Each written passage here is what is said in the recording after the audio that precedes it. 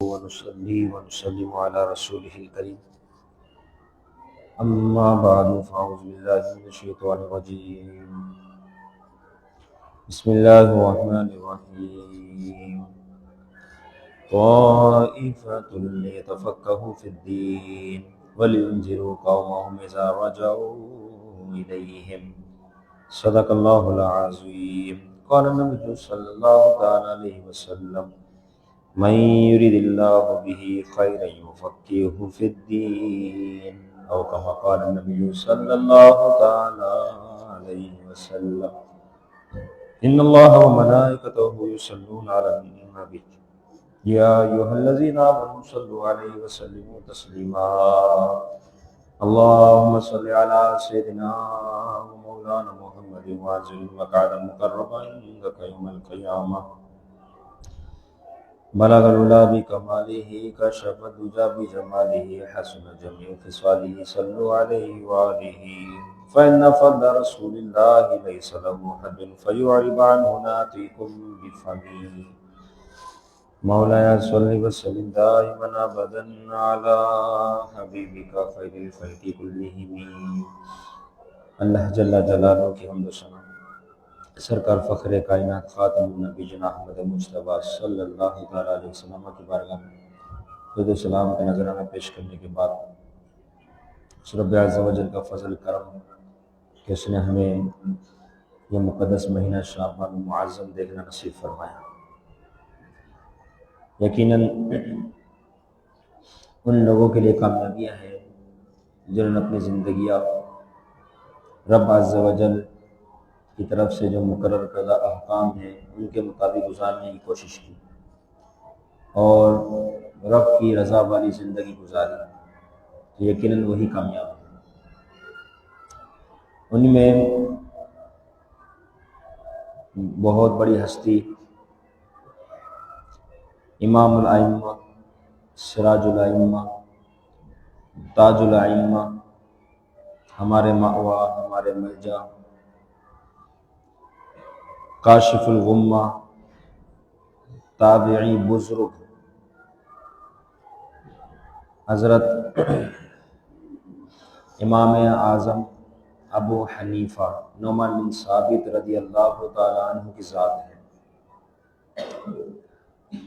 جو کہ کروڑوں حنفیوں کے امام ہے، اور ہم جو حنفی کہلاتے ہیں وہ انہی کی طرف اپنے آپ کو منسوب کرتے ہوئے حنفی کہلاتے ہیں۔ ابو حنیفہ آپ کی کنیت تھی، نام آپ کا نعمان تھا، والد کا نام آپ کا ثابت تھا، تو چونکہ کنیت ابو حنیفہ تھی اسی وجہ سے عام انہی کی طرف اپنے آپ کو منسوب کرتے ہیں۔ فقہ کے بہت بڑے امام اعظم ابو حنیفہ، تو الحمدللہ ہم حنفی بھی اسی اعتبار سے ہے کہ ہم سیدنا امام اعظم ابو حنیفہ رحمۃ اللہ تعالیٰ علیہ کی فقہ پر عمل کرتے ہیں۔ یقیناً آپ کی بہت بڑی شان ہے اور اس قدر بلند و بالا ہے کہ آپ تابعی بزرگ ہیں۔ تابعی وہ ہوتا ہے جس نے ایمان کی حالت میں کسی بھی صحابی کی زیارت کی ہو۔ میرے امام اعظم حنیفہ رحمۃ اللہ تعالیٰ علیہ کے حوالے سے بتایا جاتا ہے کہ آپ نے کم و بیش 20 صحابہ کرام کی زیارت کی ہے۔ اسی طریقے سے آپ کی زندگی میں ایک ایسا واقعہ رونما ہوا کہ 16 برس کی عمر ہے، آپ اپنے والد ماجد کے ساتھ حج کو جاتے ہیں۔ جب وہاں پہنچتے ہیں تو دیکھا کہ ایک جگہ پر بہت زیادہ رش ہے۔ آپ نے اپنے والد سے پوچھا یہ کون ہے اور یہ کیا معاملات ہیں؟ آپ کے والد نے فرمایا بیٹا یہ صحابی کا حلقہ ہے، ایک صحابی رسول اکرم صلی اللہ تعالیٰ علیہ وسلم کی حدیث بیان کر رہے ہیں اور دوسرے افراد سن رہے ہیں، تو یہ حدیث کا حلقہ ہے۔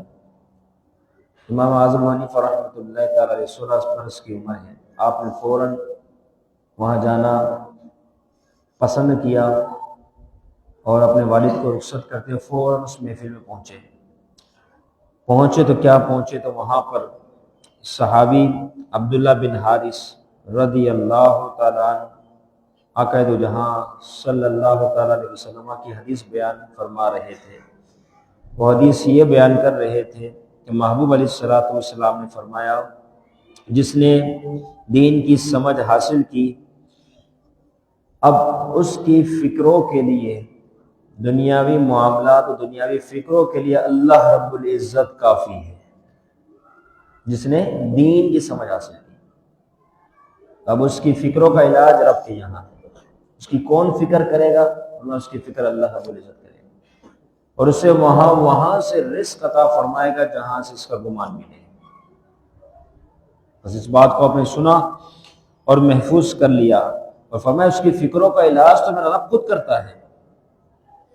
اس کی فکریں جو دنیاوی اعتبار سے ہے، اس کا علاج اب کسی اور کے پاس نہیں بلکہ رب عز و جل کے پاس ہے، کیونکہ یہ دین کی سمجھ حاصل کرنے کے لیے کوشاں ہے، دین حاصل کرنے کی کوشش کر رہا ہے۔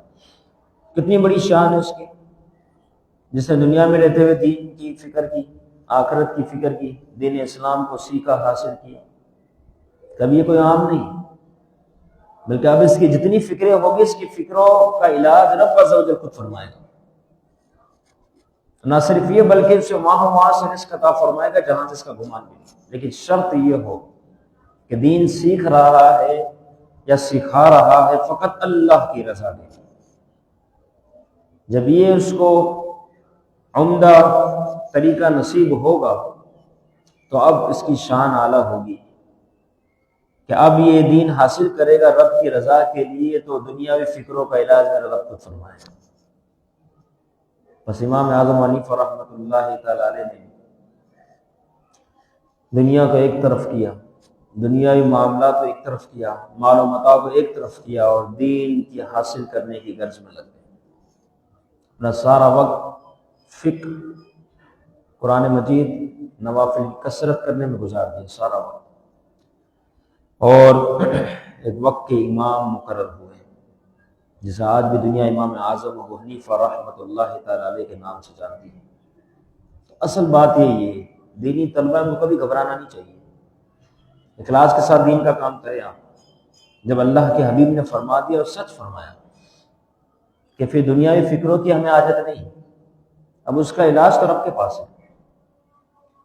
ہمیں تو دین کی سمجھ کو حاصل کرنا ہے، دین سیکھنا ہے، سمجھنا، آگے بڑھنا ہے، بس اس کام میں نہ لگ جائے۔ قرآن مجید میں رب ارشاد فرماتا ہے، سورہ توبہ 11واں پارہ، طائفۃ یتفقہوا فی الدین، ایک گروہ ایسا ہو جو دین کو سمجھ حاصل کرنے کے لیے، دین کی سمجھ بوجھ رکھنے کے لیے نکلے، یتفقہوا فی الدین، پھر کیا کرے؟ دین حاصل کرے، وَلِيُنذِرُ قَوْمَهُمْ اِذَا رَجَعُوا إِلَيْهِمْ، دین حاصل کرنے کے بعد جہاں سے وہ چلا تھا دین سیکھنے کے لیے، اب اس جانب رجوع کرے، اس جانب لوٹ جائے جہاں سے چلا تھا۔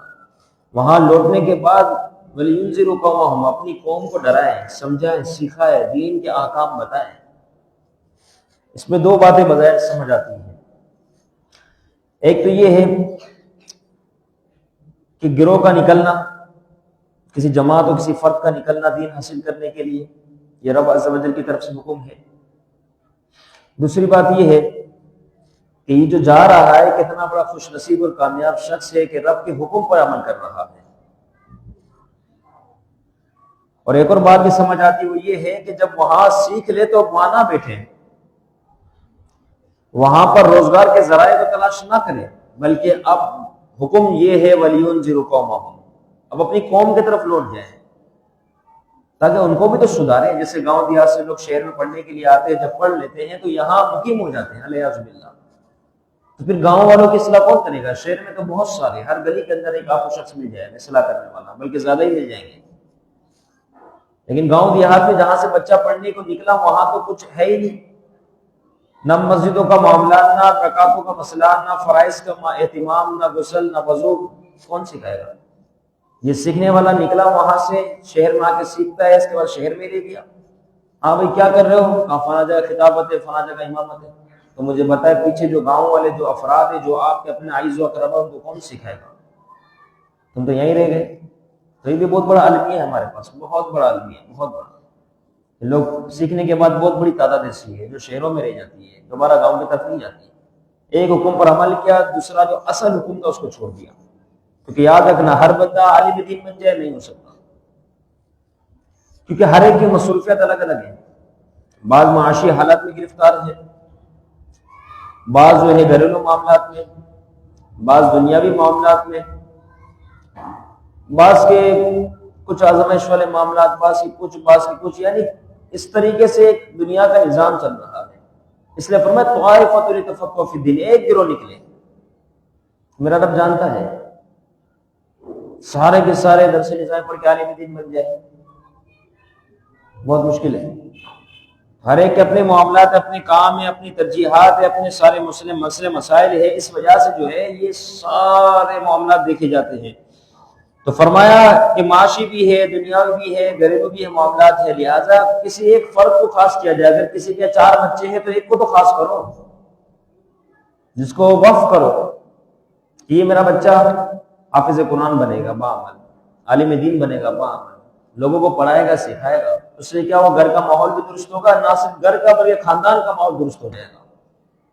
کب اس خاندان کا اس حوالے سے نام ہوگا کہ اس کے اندر ایک عالم دین موجود ہے، اس کے اندر ایک حافظ قرآن موجود ہے، تو وہ گھر والے بھی صحیح سمت پر رہیں گے، اس ایک بچے کی وجہ سے ان کا خاندان، بعد میں آنے والی نسلیں بھی صحیح سمت پر گامزن ہو جائے گی، کیونکہ باپ اگر عالم دین ہوگا تو اس کی چاہت ہوگی بچہ بھی عالم دین بنے، باپ اگر حافظ قرآن ہوگا تو اس کی چاہت ہوگی میرا بچہ بھی حافظ بنے۔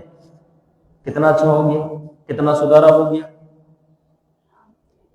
لیکن اگر اس بات پہ غور و فکر نہ کیا جائے کہ ہمارے 4 بچے، ہم نے چاروں کو دنیا کے لیے وقف کر دیا، والعیاذ باللہ، صرف اسکول، ٹیوشن، کالج، یونیورسٹی، تو آپ مجھے بتائیں کہ پھر دین کا ماحول کیسے اپنائیں گے، دین کس سے سیکھیں گے، کون سکھائے گا؟ تو اس کے لیے ضروری ہے کہ ہم اپنے گھر سے اس بنیاد کو، اس گھر میں بنیاد ڈالیں، اس کا ابتدائیہ معاملہ، اس کا افتتاح اپنے گھر سے کریں۔ اور یہ مسلمان کی چاہت تو میں آپ کو برعکس بتا رہا ہوں نا، مسلمان کی چاہت تو یہ ہو کہ میرے 4 بچے ہیں تو 3 دنیا دار نہ بنے، ایک دنیا دار بنے، 3 دیندار بن جائے، 3 عالم دین بن جائے، 3 حافظ قرآن بن جائے۔ زیادہ کی چاہت دین کی طرف ہونی چاہیے، لیکن چونکہ نفس کے معاملات ہیں، ہمارے اپنے بھی معاملات ہیں، ہم جو ہے دین کے اعتبار سے الحمدللہ جو ہے وہ اعلانیہ طور پہ بڑے پختہ نظر آتے ہیں، بڑے قوت والے نظر آتے ہیں، لیکن باطنی اعتبار سے والعیاذ باللہ بڑے کمزور ہیں، بڑے برعکس ہیں، معاملات برعکس نظر آتے ہیں۔ ہماری اولین ترجیح اسکول ٹیوشن ہوا کرتی ہے، دین کا معاملہ ہم نے بہت پیچھے رکھ دیا، والعیاذ باللہ۔ تو فرمایا لتفقهوا فی الدین، اسی طریقے سے امام اعظم حنیفہ رحمۃ اللہ تعالی علیہ جو فقہ کے امام ہے، اور فقہ کی کیا شان ہے، کیا شان ہے۔ امام علیہ الصلوۃ والسلام نے فرمایا من یرید اللہ بہ خیر یفقہہ فی الدین، میں جس کے ساتھ اللہ بھلائی کا، خیر کا ارادہ فرماتا ہے اسے دین کا علم عطا فرماتا ہے، اسے دین کی سمجھ عطا فرماتا ہے۔ کسے؟ فرمایا جس کے ساتھ اللہ خود رب ہو کر بھلائی کا ارادہ فرماتا ہے۔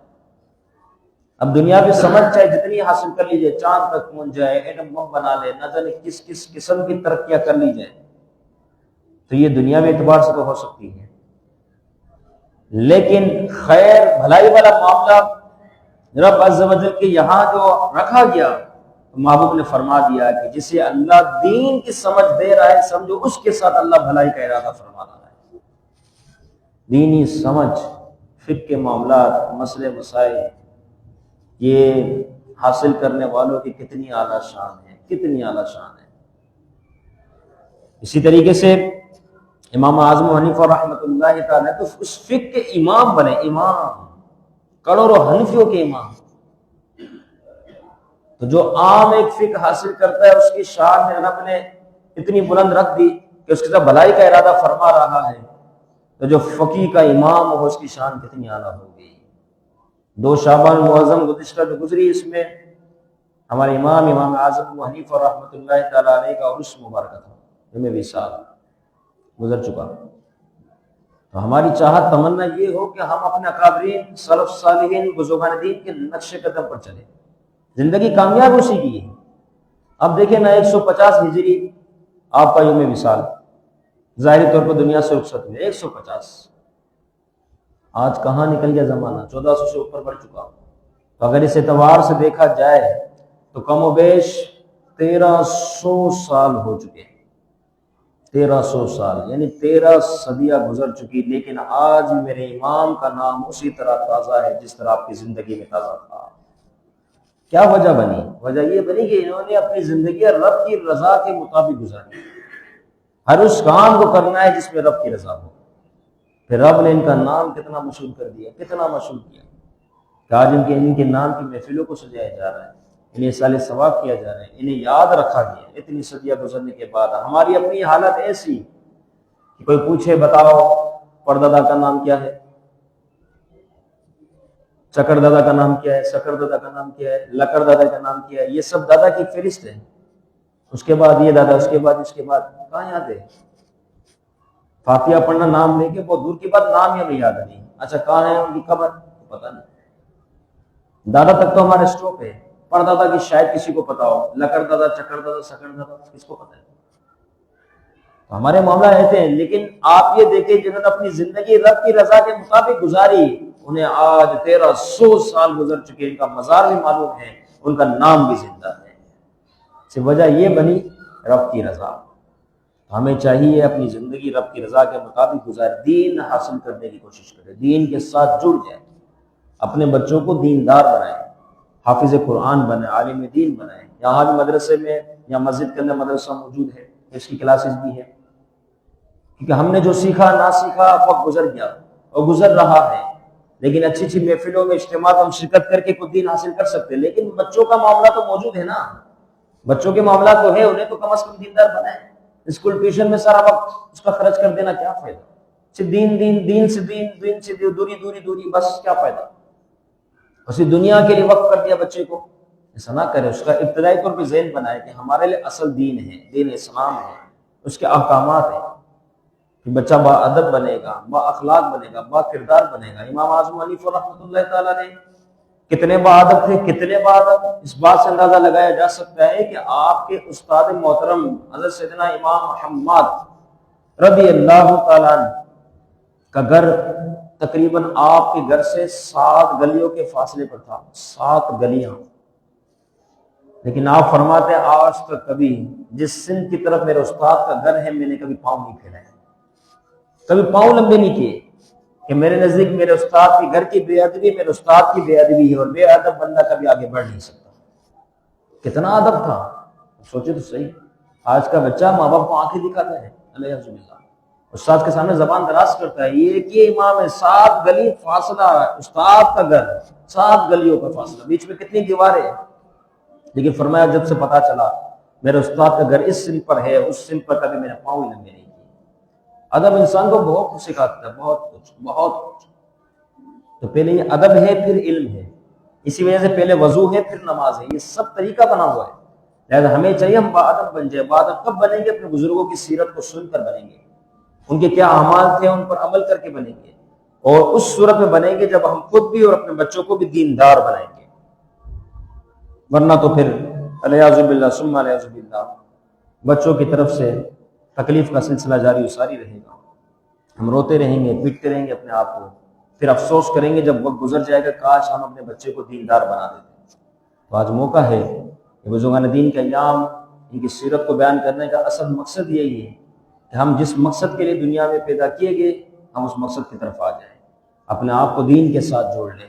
اللہ رب العزت ہمیں سیدنا امام اعظم حنیفہ رحمۃ اللہ تعالی علیہ کی سیرت کاملہ پر عمل کی توفیق نصیب فرمائے۔